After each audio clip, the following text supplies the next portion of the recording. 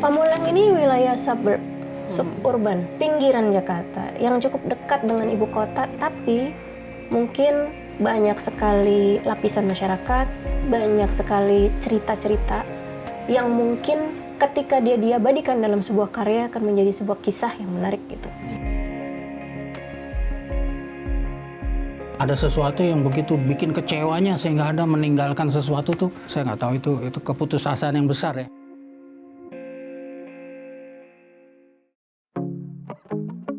Pamulang, sebuah tempat yang berada di tepian selatan. Tempat ini membawa seluruh euforia masa lalu gue kembali ke permukaan. Kalau dulu kayak sesuatu yang mewah gitu, gue nggak perlu keluar daerah gue bisa nonton film yang update, jalan kaki atau naik motor, gue bisa nonton bioskop. Danau tenang, rindang pepohonan, ikatan kuat persahabatan. Menginjakan kaki di Pamulang membuat langkah-langkah gue ringan.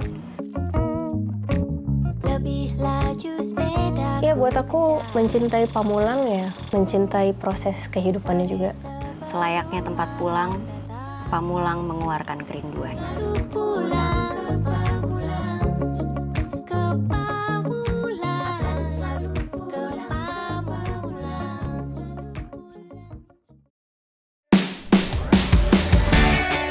Namun seiring waktu berjalan, Pamulang terasa begitu asing, begitu bising. Bising mesin kendaraan dan klakson orang-orang di jalan layaknya tak mau kalah saing. Belum lagi masalah-masalah lain yang mendistorsi memori baik tentang Pamulang. Lantas kini, benarkah segala macam permasalahan Pamulang menjadi penurunan kualitas hidup di tempat pulang banyak orang? Dari jauh gue pulang ke Pamulang untuk kembali memeluk segala kenangan. Gue Emeralda, ini Pamulang, selamat datang di Authenticity District.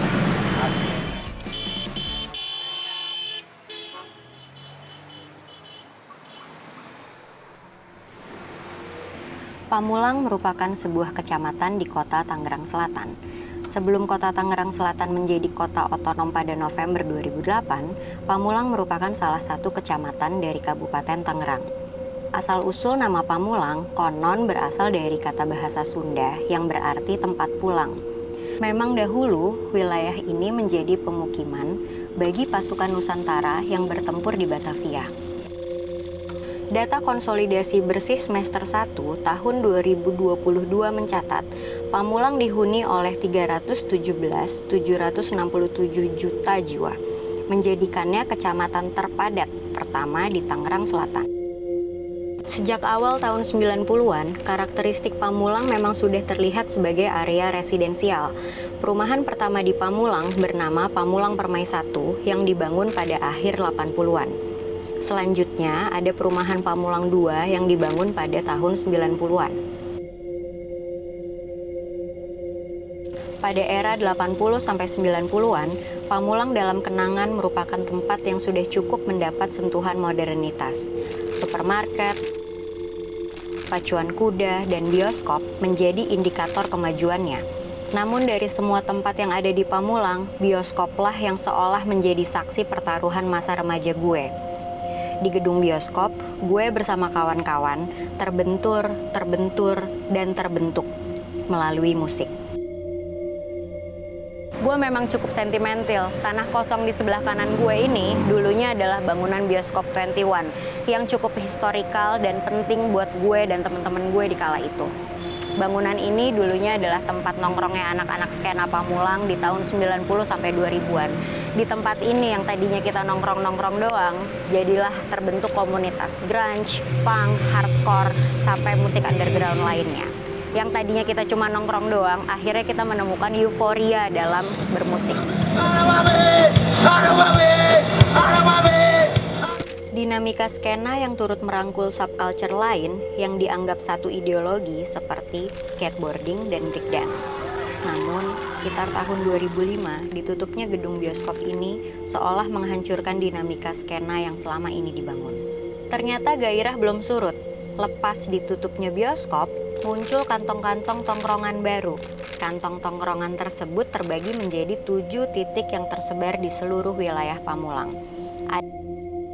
Ada di Benteng, Parahyangan, Anur, Monster, Palem, Marbunta, dan Studio Fretless.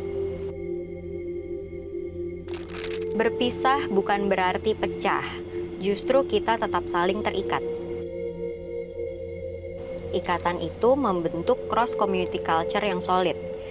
Hingga pada 2007-2008, muncul ekosistem baru, yaitu perhelatan gigs di dalam studio musik.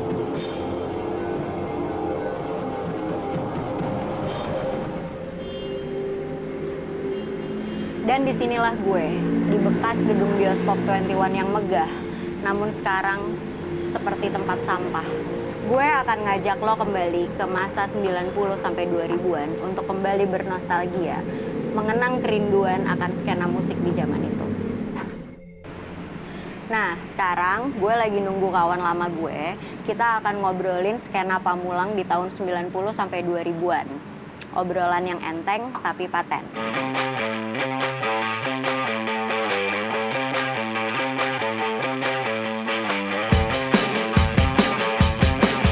Kita nih sekarang lagi ada di depan bekas gedung bioskop Pamulang 21. Iya. Lo mendadak flashback kan ke era itu. Sekarang perasaan lo gimana sih ngeliat Ya tanah sedih depan lah, kita? cuman jadi kayak apa sih, konkret jungle gini. Kalau dulu kayak sesuatu yang mewah gitu, gue nggak perlu keluar daerah gue bisa nonton film yang cukup update lah pada saat itu. Nggak perlu ke PIM, nggak perlu kemana, cukup jalan kaki atau naik motor, gue bisa nonton bioskop. Dan tiketnya juga Murah ya? murah, Berapa ya? 5.000 ke 7.000. Lo masih ngerasain 5.000 Masih tuh? ngerasain mau nonton kayak Power Ranger. Kalau kenangan lo yang ada di bioskop ini pas zaman lo masih jadi anak nongkrong di daerah sini? Gua sebenarnya nongkrongnya di luar area bioskop, kayak di samping bioskop tuh ada kios kecil. Di situ tuh jual-jual kaset sama merchandise band-band punk, metal kayak gitu.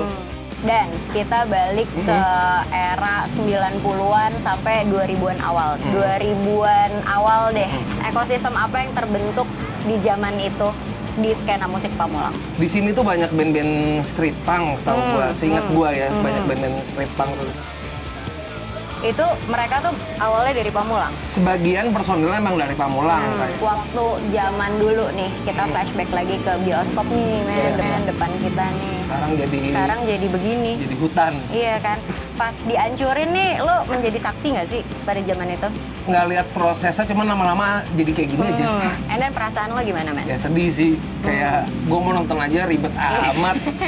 Nggak bisa disalahin karena pada saat itu era VCD bajakan lagi gila-gilanya kan, semua tempat rental VCD zaman pada saat itu. Benar. Nah, pada saat itu kan banyak banget tongkrongan ya, as you know, banyak banget tongkrongan di bioskop ini. And then bioskopnya dihancurin, terus tongkrongan tuh terpecah. Nah, lu nongkrong di mana tuh? Gue di depan Studio Fretless, ada warung. Di situ gue nongkrong, di Fretless gue latihan. Jadi habis latihan gue nongkrong atau sebelum latihan gue nongkrong. Lu sempat ngalamin era-eranya studio gig kan? Sempet nge-arrange sempet, main oke. sempet. Ceritain dong, Dan, gimana sih prosesnya kok bisa jadi happening banget pada zaman itu? Dulu tuh studio gigs di SS Studio. Awalnya ya karena kita latihan di situ dan kita kenal dekat sama owner dan yang ngurus studionya, jadi izinnya gampang. Awalnya cuma 4 band anak-anak dulu. Rata-rata dulu kayak di Jakarta gitu, acara-acara kolektif. Ya kenapa kita nggak buat sendiri sih, istilahnya do it with others. Kita bikin ramean, bikin acara, sampai akhirnya ngundang band-band dari luar Pamulang, dari Bekasi, dari mana, pada main. Ya. And then baru dari situ menjamur lah, termasuk ke Fretless juga. Kalau menurut lu, roots skenanya musik Pamulang tuh apa sih? Campur aduk kali ya. Di sini tuh apa aja ada menurut gua. Ya kayak berapa tahun terakhir kan banyak istilahnya senja lah ya. Kayak Jason Ranti, kayak Enda Endresa. Ya. Sampai yang metal kayak gimana, sampai street punk, semua ada di sini kayaknya.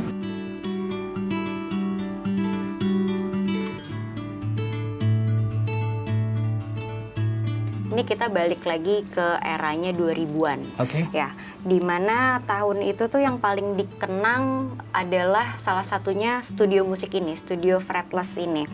Nah, itu apa sih Bang Edi kok bisa membuat Studio Fretless ini masih eksis sampai sekarang? Saya rasa semangat ya. Sebab kalau Anda berhenti sesuatu tuh saya rasa big problem pasti.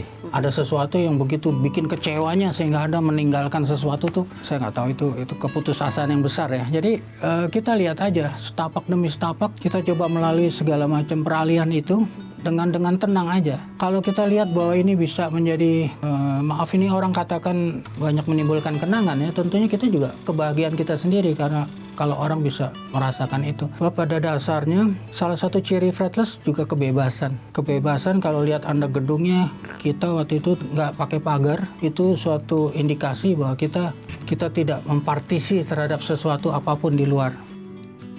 Dari awal terbentuknya Fretless sampai sekarang banyak sekali band-band yang datang ke sini untuk latihan. Menurut Bang Edi, gimana sih pergerakan skena musik di tahun 2000-an?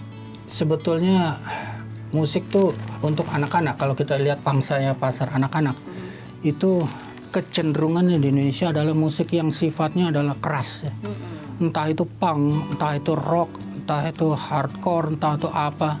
Itu keras. Saya kadang-kadang suka bertanya-tanya. Dulu saya main jazz, kok yang main jazz sedikit. Kenapa nih? Rupanya itu nggak lepas dari keseharian. Kemarahan anak-anak yang ada, yang tidak terperhatikan oleh orang tuanya yang sibuk kerja, misalnya dua-duanya. Jadi memang musik-musik itu lahir.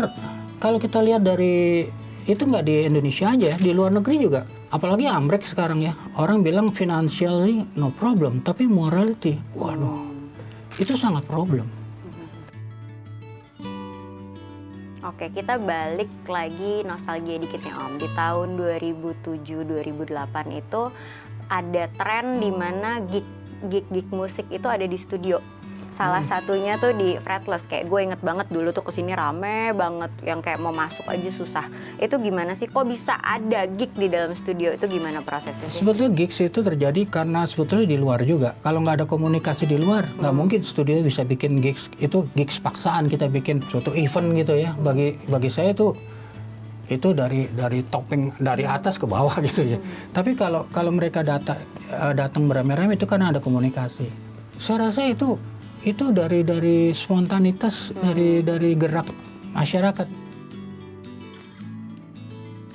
Menurut Bang Edi nih, kalau bedanya skena musik zaman dulu di 2000-an deh sampai sekarang, berarti udah ada 2 dekade ya, itu apa sih yang signifikan? Jadi gini, itu nggak lepas daripada teknologi virtual yang sudah nggak mempartisi lagi kita. Jadi orang tuh dapat informasi tuh dari mana aja sekarang kan.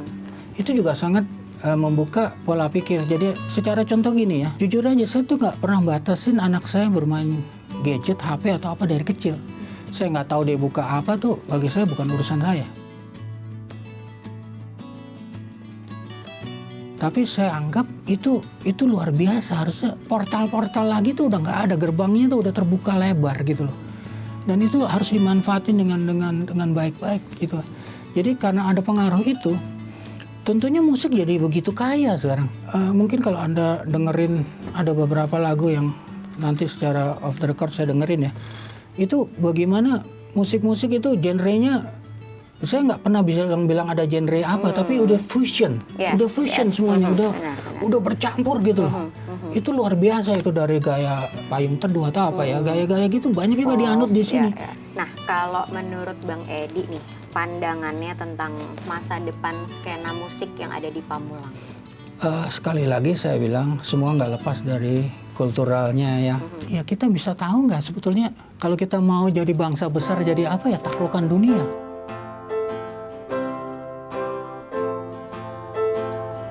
Terdiam sejenak dan memikirkan hal yang terjadi. Bebaskan pikiran membentuk nada.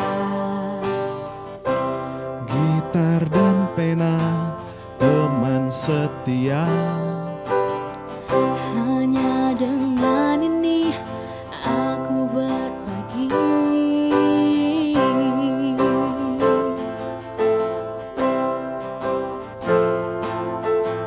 Ku suka menggali dan mencari jawaban. Alunan hati kan mengisi hari, menyingkap cerita lewat ucap untuk hilangkan senyum. Kau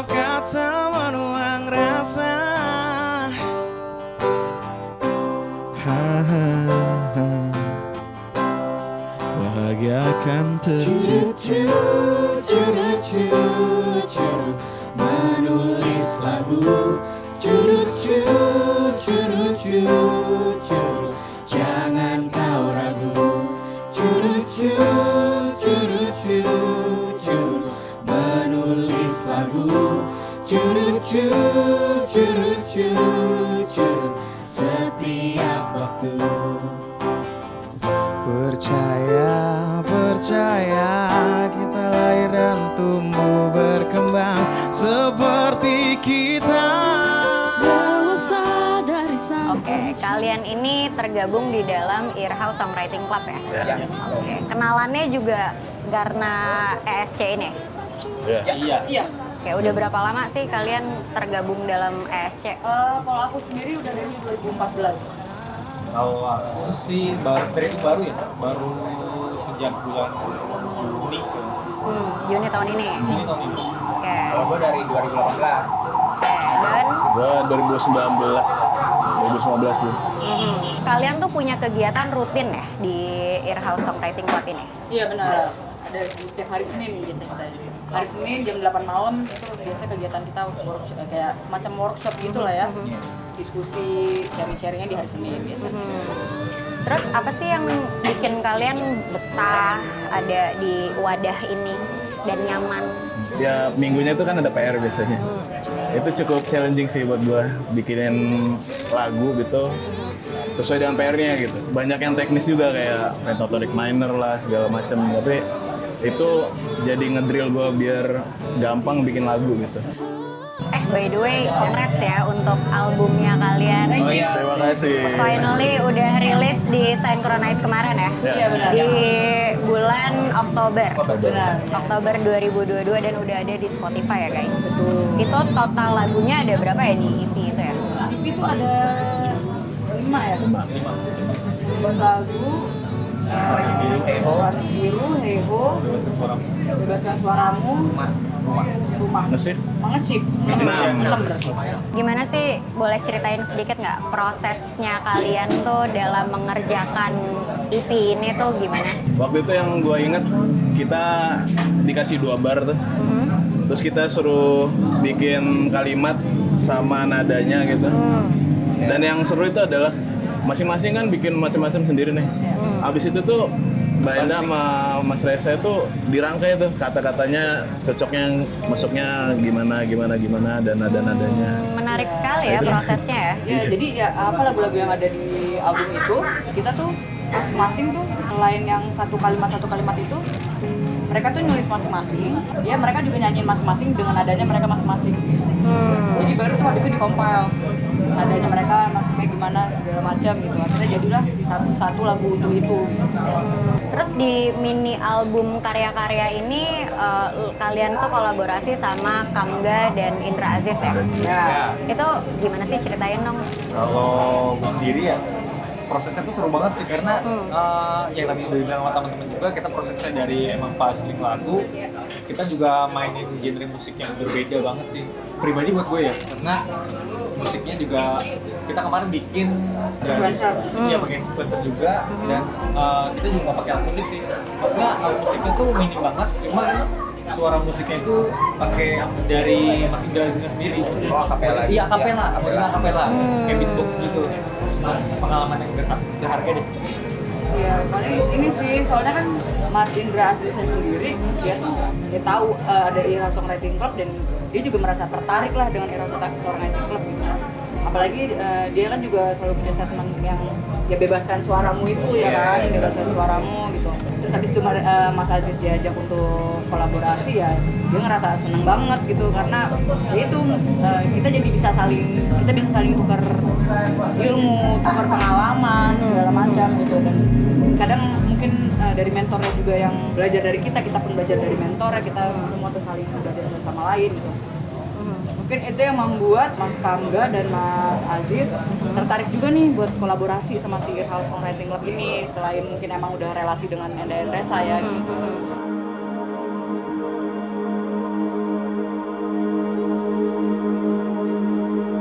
Apa sih yang menjadi pemantiknya Mbak Endah dan Mas Resa ini untuk bikin ESC?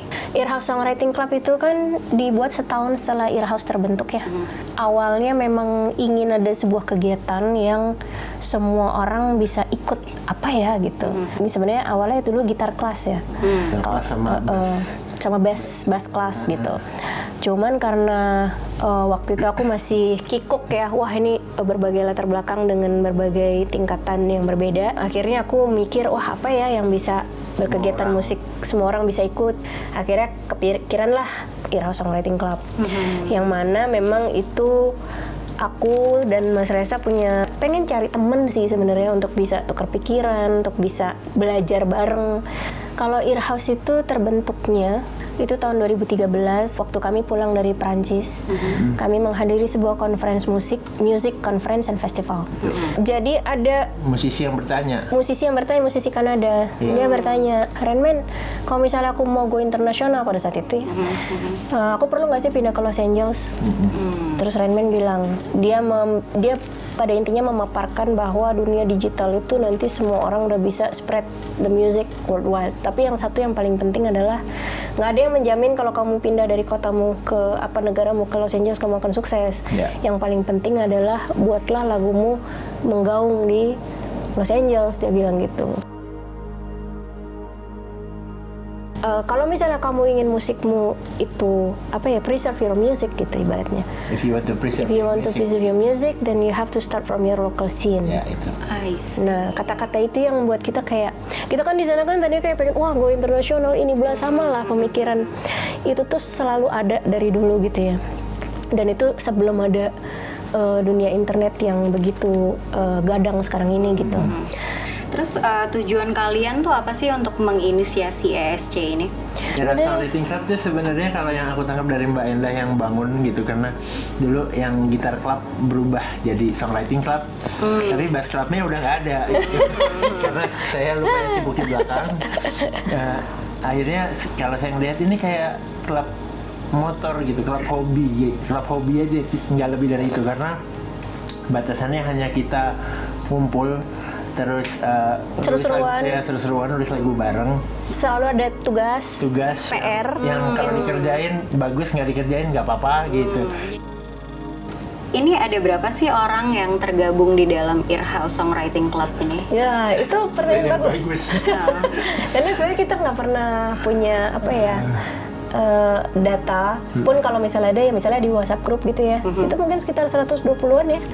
Banyak sekali ya. Tapi itu ada yang udah dari dulu dan sekarang, dan aku nggak pernah maksa kalau ada yang mau gabung ayo, kalau nggak juga nggak apa-apa gitu. Jadi kita selalu sharing gitu ya, kalau misalnya ada yang mau join grup ayo silakan gitu. Terus pada awalnya terbentuk nih Earhouse Songwriting Club ini, apakah memang sudah dikonsepkan akan menjadi representnya musik skena Pamulang seperti saat ini atau itu gimana tuh? Nggak ada sih, nggak ada konsep ke situ. Kalau aku misalnya emang si Songwriting Club itu memang tidak nggak pengen terlalu profesional gitu dalam arti karena kita terbuka tuh, ya. Iya, karena kita tuh open gitu, kita tuh having fun gitu. Cuman di sini kayak tempat belajar aja, kayak misalnya ada anak-anak yang pengen belajar manajemen, gitu, ya bisa gitu. Ya udah nih lo manage si Songwriting Clubnya gitu. Tapi yang dikonsep itu adalah mungkin image yang keluar yaitu album karya-karya kemarin. Ya, selamat ya. Iya, selamat ya. Baru rilis Oktober 2022 ya.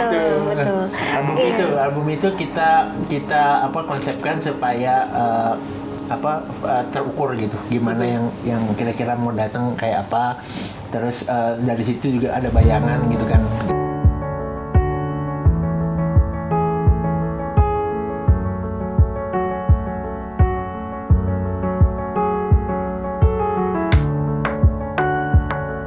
Kita balik ke Pamulang nih ya. Kalau ngomongin skena musik Pamulang, menurut kalian tuh bagaimana sih geliatnya hari ini? Skena musik Pamulang sebenarnya dari dulu sudah cukup santer ya. Jadi banyak sekali sebenarnya dari dulu studio-studio yang bagus, yang mana jadi telah ukur perkembangan skena juga gitu. Jadi ada orang dari mana latihannya di Pamulang gitu karena mungkin murah atau apa gitu, terjangkau gitu. Terus juga anak-anak band dulu bikin gigs tuh di studio. Ya, jadi studio gigs. Jadi studio gigs jadi gitu. mereka latihan, bayar studio, terus invite teman-temannya gitu. Dan itu cukup santer sih di wilayah Pamulang gitu, sering terjadi gitu. Iya, kalau event-event mungkin baru-baru ini ya, maksudnya yang ramai gitu. Dari Pamulang Festival gitu pernah ada di kantor kelurahan situ ya. Oh iya benar. Acara 17-an pasti. Iya. Dan juga teman-teman di Storsik juga sempat bikin di pasar kita Pamulang ini. Mana aja. Ya, dan kemudian Record Store Day, Pamulang. benar di Pamulang, konser di pasar. Terus juga ya maksud aku kayak udah sangat bergeliat ya. Pamulang sebagai musik ya, potensi seperti apa sih yang kalian tangkap terhadap anak-anak muda yang ada di Pamulang?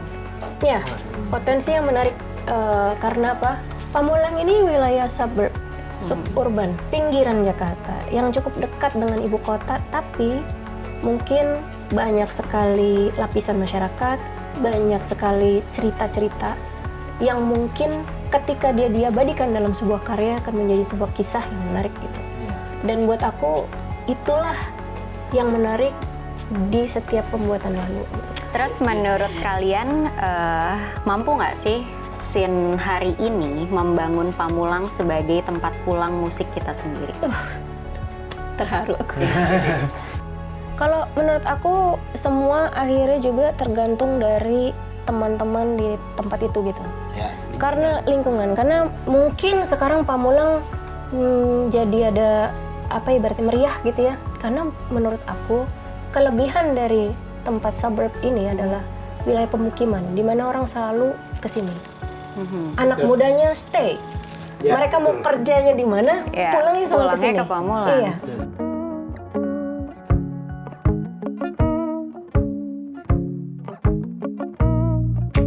Jauh di tepian selatan.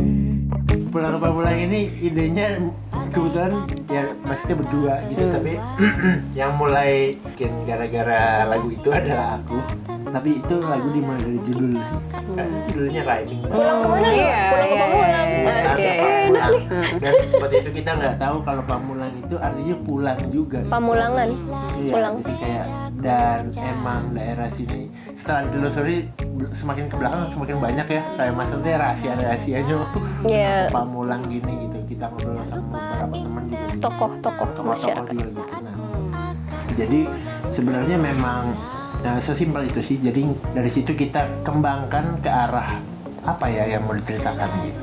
Ternyata perjalanan kami naik sepeda itu paling relevan untuk diceritakan ke Pamulang. Jadi kalau dari lagu Pulang ke Pamulang itu adalah bercerita tentang pengalaman kita naik sepeda dari Lebak Bulus ke Pamulang. Lewat mana aja. Kenapa naik sepeda? Karena dengan naik sepeda atau jalan kaki ya misalnya kita akan lebih aware dengan kanan kiri gitu dibandingkan kita naik kendaraan bermotor gitu ya. Aware sekali tuh apa misalnya jembatan yang macet atau apa karena kita melihat dari luar gitu. Kalau kita melihat danau gitu, panasnya kayak apa. Terus kalau sudah tiba di bundaran tuh kayak udah sebentar lagi nih gitu, capek juga. Mau sampai rumah gitu. Tapi ujung-ujungnya adalah lagunya tentang doa seperti yang kita tahu. Oke. Jadi tujuannya diciptakan lagu ini tuh bukan sebagai kritik ya awalnya? Enggak, lebih ngirim doa. Lebih ke doa ya? Karena waktu itu kan kita di tengah pandemi ya, tahun 2020. Sentimental lah rasanya ya. Kita melihat yang dulunya rame, terus tiba-tiba harus banyak yang tutup tempat-tempat sepi sekali. Jadi ada sentimental perasaan kita kirimin doa yuk gitu untuk orang-orang yang kita sayang di sini. Oke, masalah yang paling gawat yang kalian rasain yang di Pamulang apa? Masalah yang paling gawat ya macet lah itu. Kemacetan sih. Itu sekarang jauh lebih gawat daripada dulu. Kemacetan. Bahkan waktu kita 2009 ya, waktu aku kesini aja jauh banget. Belum, ya 20 tahun ya. Kemudian banjir di beberapa tempat itu masih terjadi. Masih ya? Masih. Kemudian di situ juga masih ada konflik sosial. Oh ya? Tawuran antar Warga masih ada. Masih sampai sekarang? Ada beberapa. Entah penyulutnya apa, tapi itu mungkin masih ada. Begal masih ada. Jadi kesannya ini banget ya.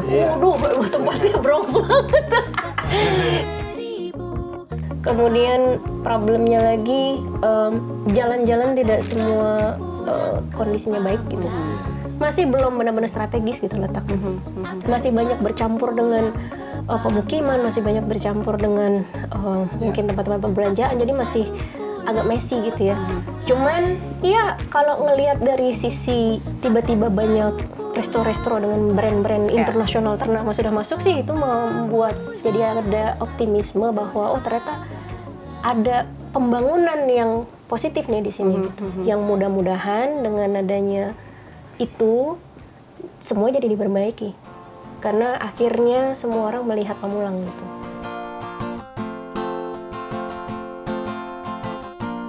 Yo. Masak mie, masak nasi, nugget juga, spaghetti, juaranya si Marmi dan masih banyak lagi. Bertemu pelanggan unik, ada yang ganteng dan cantik, nongkrong makan bermusik. Bila pager berbunyi, customer langsung lari, ambil order sendiri, aku pun menghampiri. Piring-piring ku cuci dan ku bilas sambil bernyanyi macam ikut audisi. 8 jam sehariku, 6 hari seminggu, siang melaju malam dari wangi hingga kusam. 11 malam. Kami di forum-forum diskusi itu, jadi ada plesetan tuh Pamulang, tempat papa mama pulang gitu. Asal muasal nama Pamulang itu sebenarnya dari mana sih, Bro? Asalnya dari bahasa Sunda ya, artinya tempat pulang gitu. Gue sebagai warga Pamulang nih, Bro, gue sempat merasakan krisis identitas karena gue tinggal di Pamulang. Kayak, lu tinggal di mana, Da? Gue bilang gue tinggal di Lebak Bulus, gitu kan. Itu sebenarnya kenapa ya bisa terjadi hal seperti itu? Dari wangi hingga kusam, 11 malam kita tutup, simpan rapi tersirup.